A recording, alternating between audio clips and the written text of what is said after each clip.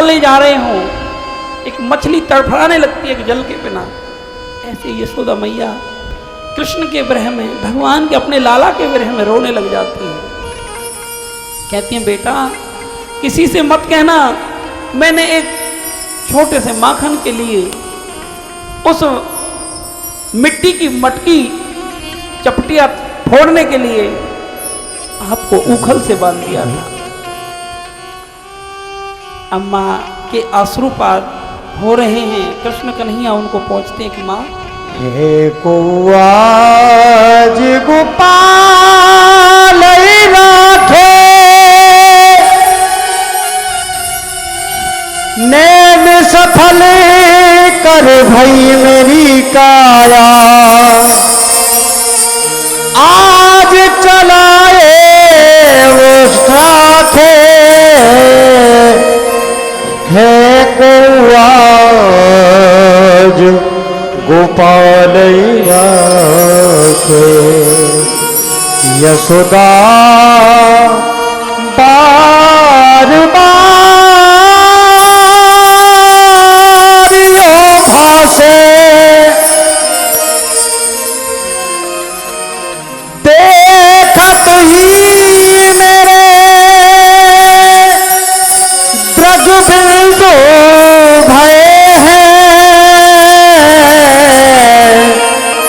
आज गोपाल राखे।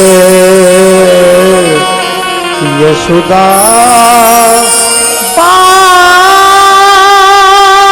बार यो भासे, यशोदा बार बार यो।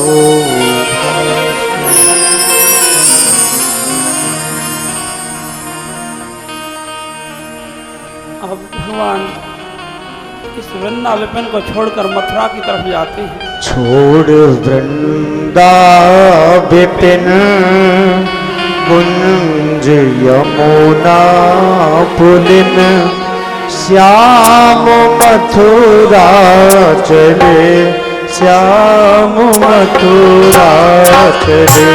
छोड़ वृंदा विपिन यमुना पुलिन, श्याम मथुरा चले श्याम मथुरा चले, श्याम मथुरा चले, श्याम मथुरा चले।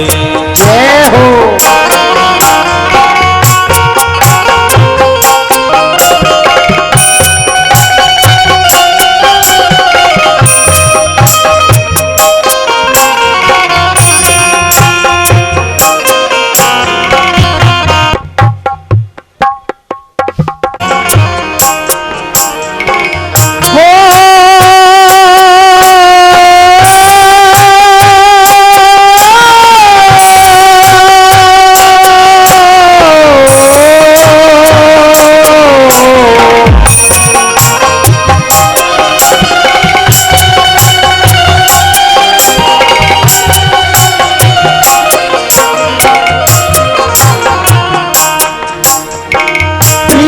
करके श्याम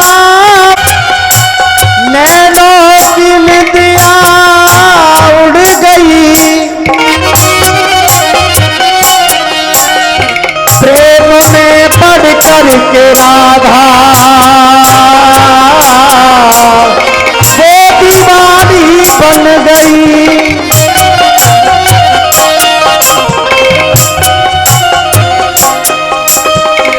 चुंदरी रगड़ी प्रेम से थोड़ी है तेरे नाम की, दिन रात तड़पे रात का जब याद आती शाम की। श्याम मथुरा चले श्याम मथुरा चले, श्याम मथुरा चले, श्याम मथुरा चले। छोड़ वृंदा विपिन कुंज यमुना पुलिन, श्याम मथुरा चले श्याम श्याम मथुरा चले, श्याम मथुरा चले।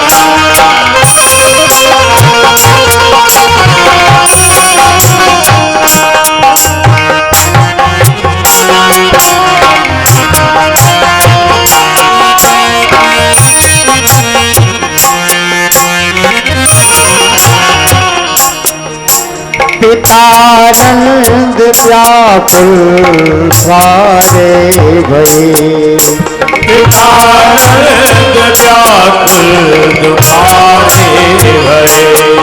माँ पितानंद व्याकुल सारे भये, पितानंद व्याकुल दुखारे भये। प्यारे रामाना हमारे छोड़े चले, प्यारे कान्हा हमारे छोड़ चले। ऐसी लागी लगन प्राण तन मन हरण, श्याम मथुरा चले, श्याम मथुरा चले, श्याम मथुरा चले, श्याम मथुरा चले। श्याम मथुरा चले, श्याम मथुरा चले। बोल वृंदावन बिहारी लाल की। की जय। तो आज भगवान वृंदावन की तरफ अक्रूर जी के साथ चलने जाते हैं। बोलो वृंदावन बिहारी लाल की जय। व्यास जी महाराज का स्वागत है बहुत बहुत। हमारे मध्य में राकेश शास्त्री जी खोटा मंदिर के पुजारी पधारे हैं। हृदय से बहुत बहुत तालियां बजाकर उनका स्वागत करेंगे।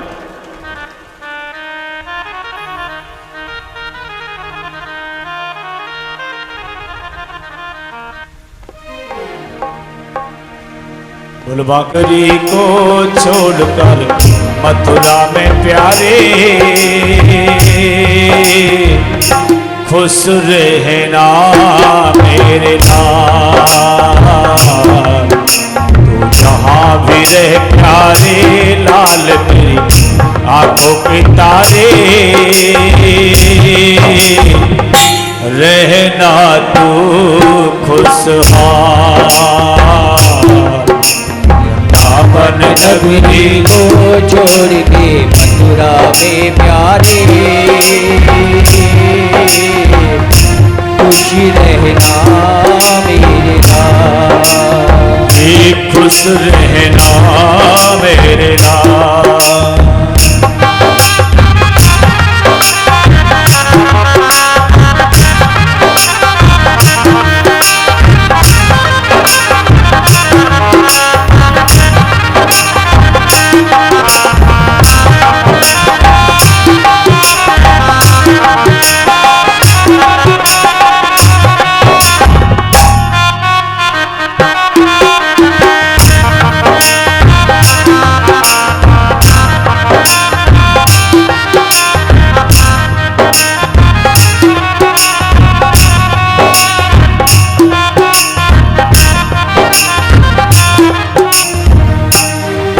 कैसा विधाता ने ये खेल रचाया, कैसा विधाता ने और कैसा विधाता।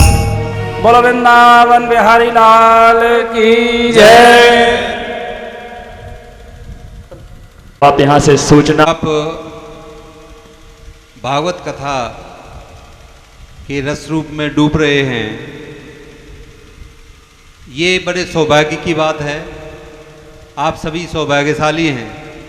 पलवल में कितनी ही जनता है, लाखों की संख्या में है, लेकिन आप गिने चुने लोग जो यहाँ पधारे, ये आप सौभाग्यशाली हैं। और भागवत कथा का जो आयोजन है, कितने दिव्य लक्ष्य के लिए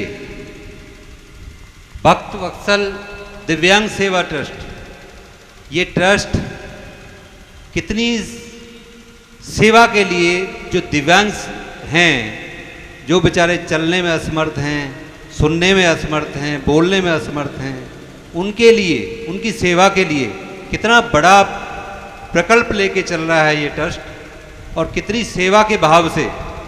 और इसके अलावा भी जो इन्होंने अभी व्यास जी ने अनाउंस किया था कि गरीब कन्याओं की शादी, ऐसे असहाय बुजुर्ग जिनका कोई ना हो, आजकल समय के अनुसार जो ये सोचते हो कि भाई मेरा जीवन आगे का कैसे चलेगा, उसमें सेवा देने के लिए ये ट्रस्ट तैयार है।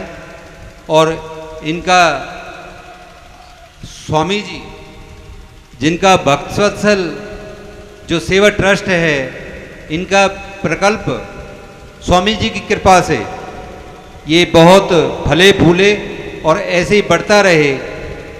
ये हमारे डॉक्टर साहब जो कि आपके सामने व्यास जी के रूप में बैठे हैं, ये दिव्यांगों की सेवा में ही जुटे हुए हैं। इन्होंने आजीवन ऐसे ही पढ़ाई की, दिव्यांगों के लिए ही पढ़ाई की, और दिव्यांगों की सेवा में ही अपने आगे का जीवन भी भागवत कथा के माध्यम से अपने आप को समर्पित किया है।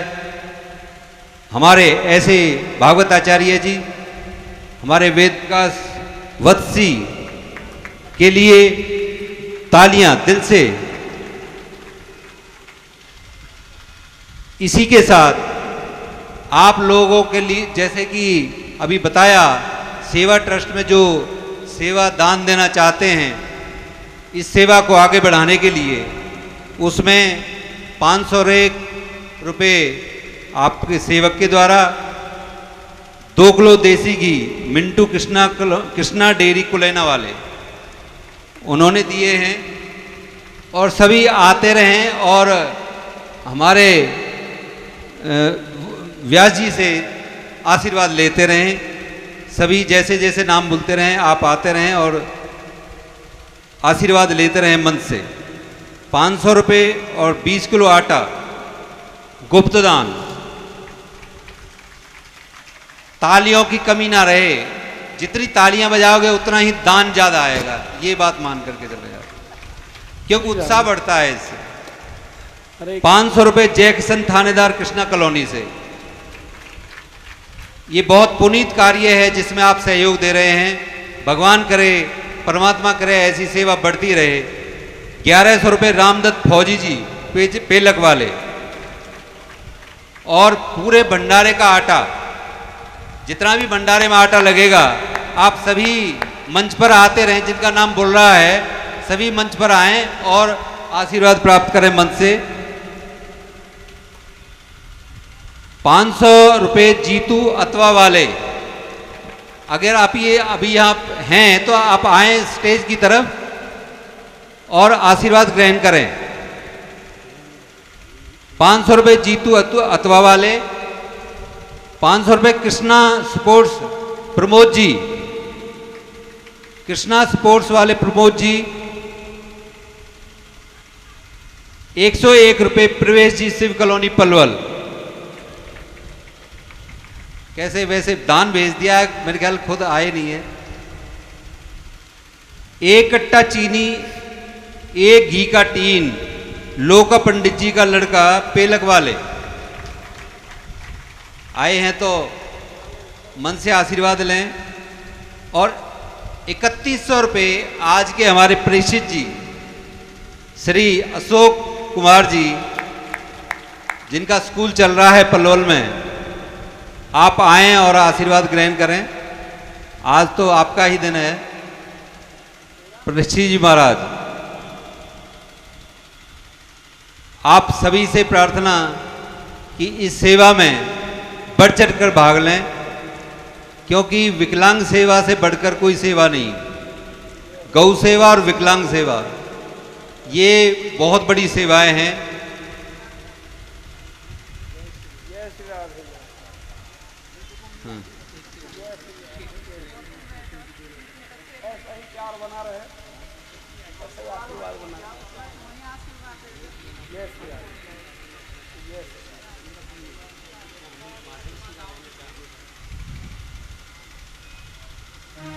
अच्छा, और आगे भंडारे में कोई सिलेंडर, गैस सिलेंडर देना चाहे, कोई टीन, घी का टीन देना चाहे, और भी कुछ सहयोग करना चाहे तो कर सकता है। और जो ये चाहे कि मुझे परमात्मा के नाम अपना जीवन आगे का करना है, महाराज श्री की सानिध्य में भजन करने के लिए पूरी छूट है कि वो ये चाहे कि मैं आगे का जीवन केवल और केवल परमात्मा के नाम में लगाना चाहूँ। तो इसके लिए तालियां गुरु जी के लिए। हाँ, ये यहाँ भी है। अच्छा, 100 रुपये दिनेश कृष्णा कॉलोनी, 511 रुपये श्री नानक चंद जी पृथला वाले देवनगर। अगर हैं तो यहाँ आएँ और आशीर्वाद ग्रहण करें। 501 रुपये पंडित विनोद लाड़िया का वाले श्यामनगर में। 501 रुपये एक माता जी हैं, गुप्तदान दे रही हैं। 100 रुपये गुप्तदान कृष्णा कॉलोनी, ये माता जी हैं कोई। और 101 रुपये गुप्तदान। 50 रुपये श्री श्यामवीर वृंदावन से। 501 हरि बोल श्री चंद्र जी सौंद वाले कृष्णा कॉलोनी में रहते हैं। श्री राधे। आए तो जरूर। आदरणीय हमारे फूफा लोका जी मंच पर आए, उनका स्वागत। श्री राधे। 201 रुपये माता जी गुप्तदान। 500 रुपये एक पीपा रिफाइंड का कृष्णा कॉलोनी से श्री सीताराम जी खामी वाले।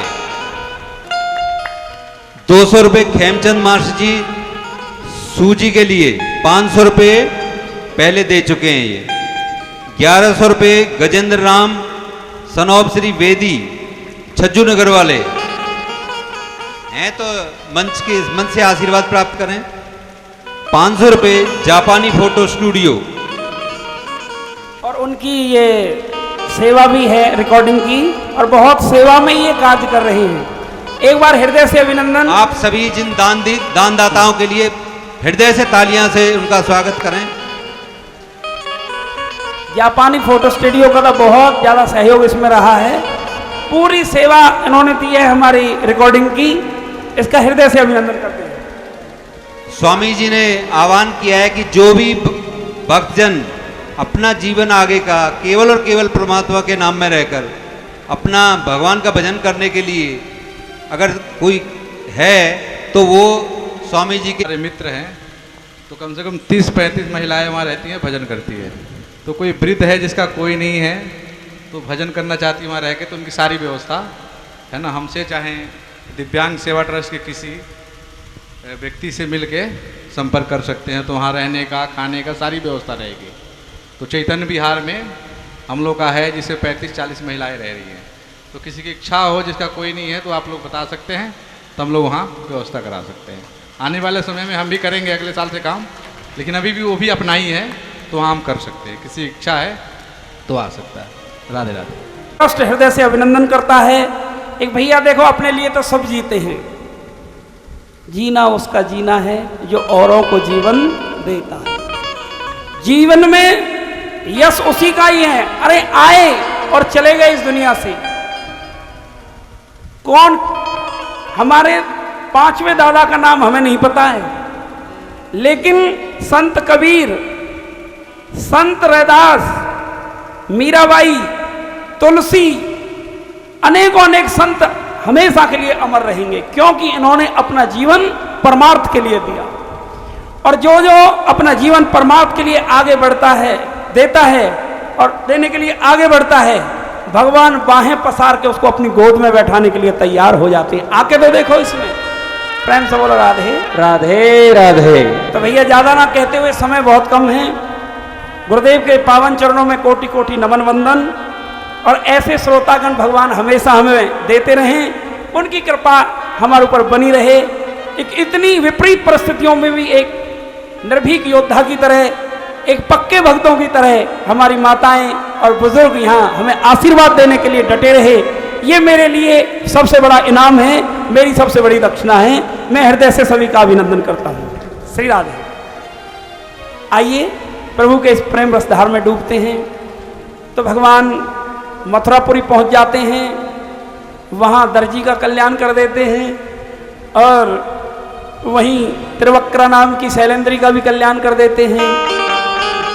और भगवान अनेकों अनेकों भक्तों का, कुमलियापीठ हाथी का, मुष्टिक चारूर सब का उद्धार करते हुए धनुष यज्ञ को,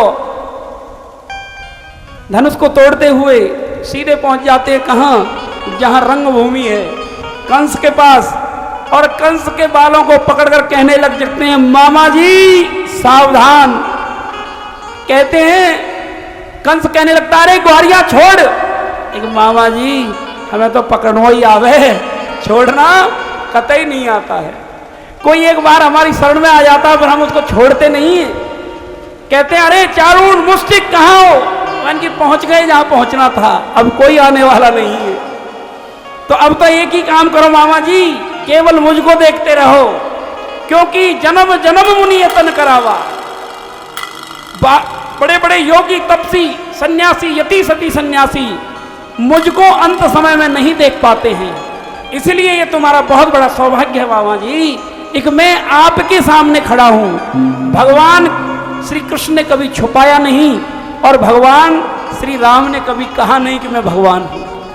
तो उन्होंने कहा कि केवल मुझको देखते रहो, और वो भगवान को देखते देखते भगवान ने एक ही प्रहार में उसका कल्याण कर दिया। बोलिए बाल कृष्ण लाल की जय। आज भगवान की उम्र 11 वर्ष 55 दिन रही और आज उग्रसेन जी को वहाँ का राज्याभिषेक किया गया। भगवान देव की मैया के पास आए, सारे गोप ग्वाल कहने लगे एक भैया अब यशोदा मैया के पास चलो, श्रीधाम वृंदावन। लेकिन भगवान श्री कृष्ण कहने लगे, गोप ग्वालों अभी मेरी कुछ लीलाएं और बाकी हैं, मैं कुछ समय बाद आ जाऊंगा, आप चिंता मत करो। तो अब सब गोप ग्वाल नेत्रों में वो विरह के विदाई के अश्रु लेकर विदा हो जाते हैं। भगवान को सांदीपनि ऋषि के आश्रम में पढ़ने के लिए भेजा जाता है। भगवान तो स्वयं थे, लेकिन एक मर्यादा को बांधने के लिए कहते कि राम कृष्ण से कौन बना, उन्होंने भी गुरु कीन, 3 लोक की संपदा थी उनके अधीन। लेकिन ये बताने के लिए एक मैं बिना गुरु की भक्ति के, बिना संत चरण रज में अभिषेक किए मिलने वाला नहीं हूं। इसलिए ये जो मूर्खानंद लोग कहते हैं कि गुरु की क्या आवश्यकता है, तो सीखो भगवान से। भगवान ने घोषणा करी है और ये मर्यादा बांधने के लिए ठाकुर का अवतार होता है। हमारे शास्त्र इस बात का प्रमाण है।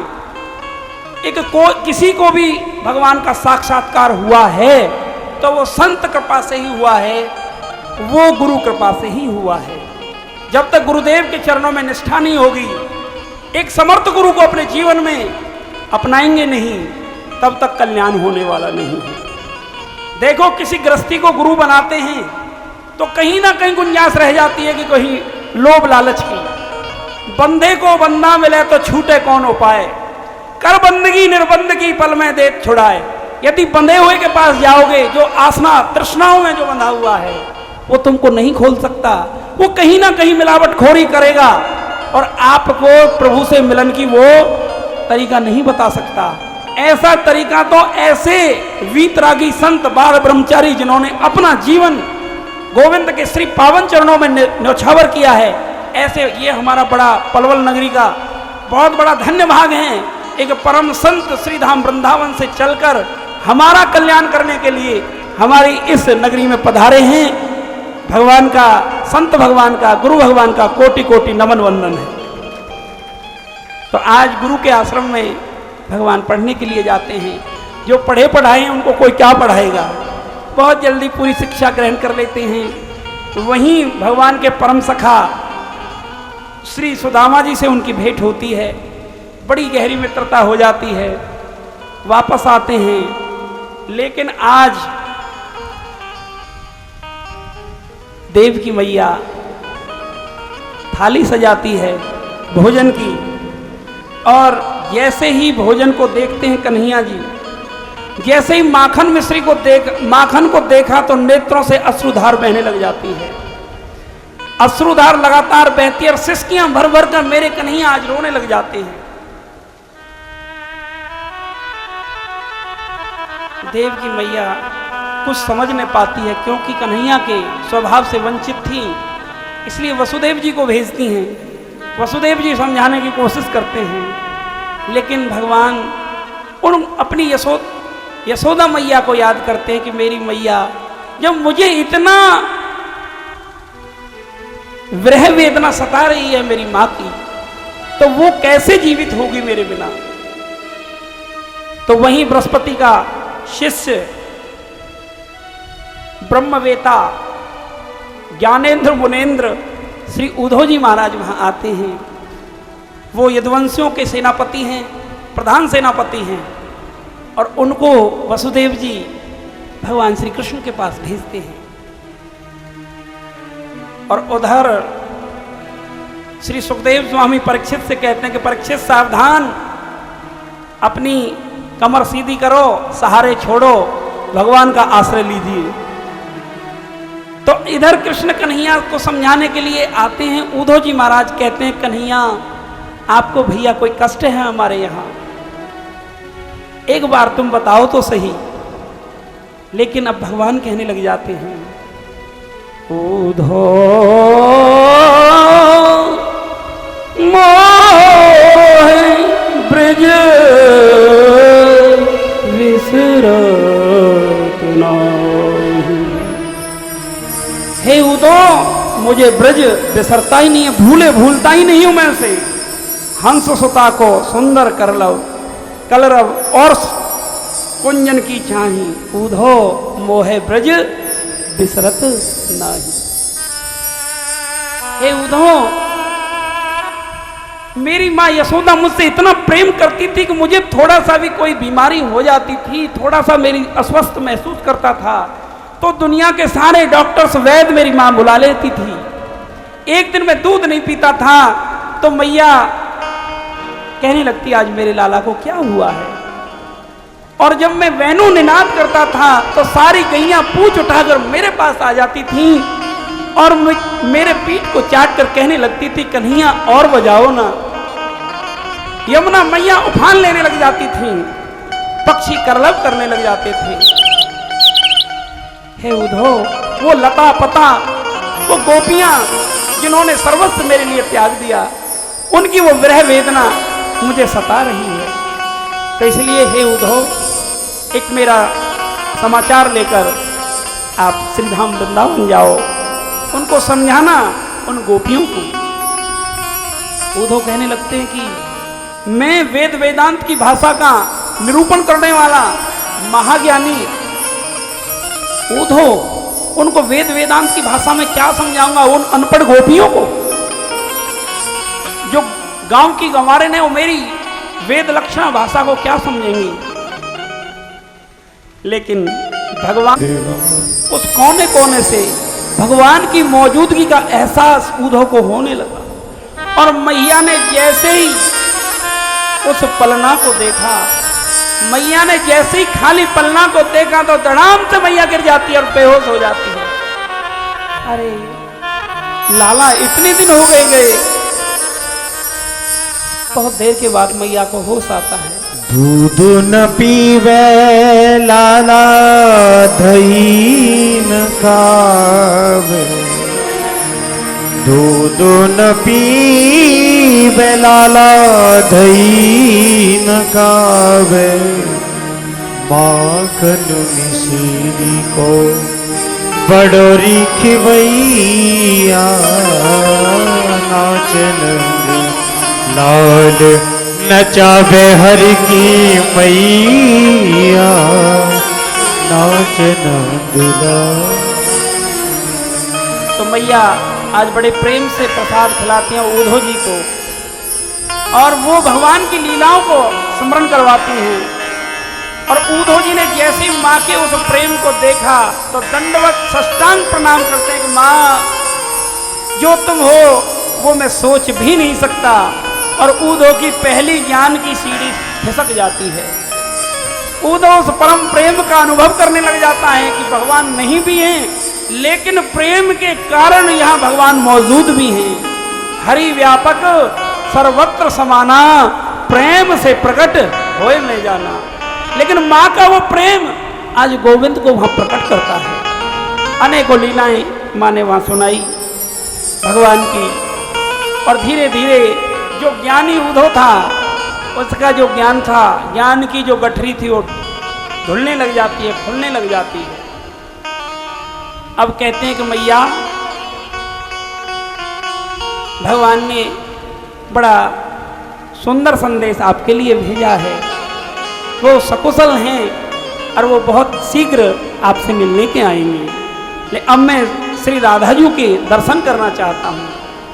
अब श्री राधाजू के पास गोविंद चले जाते हैं, जहाँ सब सखियाँ राधाजू को समझाती हैं और लगातार नेत्रों से भगवान के विरह में श्री राधाजू रोती रहती हैं। सब कहते हैं कि आज मुझे स्वप्न में भगवान में हमारे कन्हैया का दर्शन हुआ।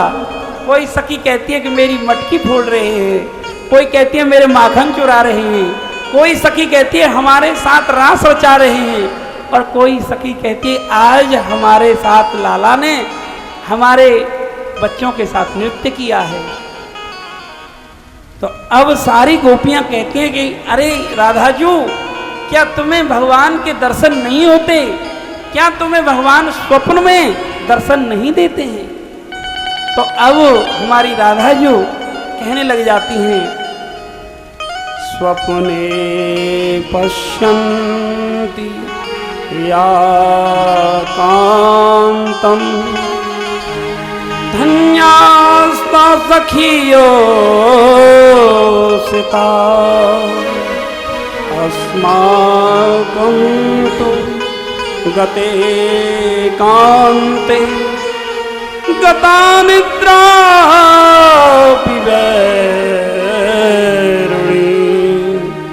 सपने पश्यन्ति या कांतम। एक हे सखी, आप तो धन्य है कि आपको कृष्ण कन्हैया स्वप्न में दर्शन देते हैं, लेकिन मैं क्या करूं, मेरी बैरुनी निद्रा तो उसी दिन से चली गई है जिस दिन से मेरे कृष्ण कन्हैया इस ब्रजमंडल को छोड़कर गए हैं। ऊधो जी ने जैसे ये बात सुनी, कहने लगे तब से राधाजू सोई नहीं है। ऊधो जी का वो ज्ञान की गुदड़ी और खिसक जाती है, और ऊधो जी उनके सामने प्रकट होकर कहते हैं, गोपियों,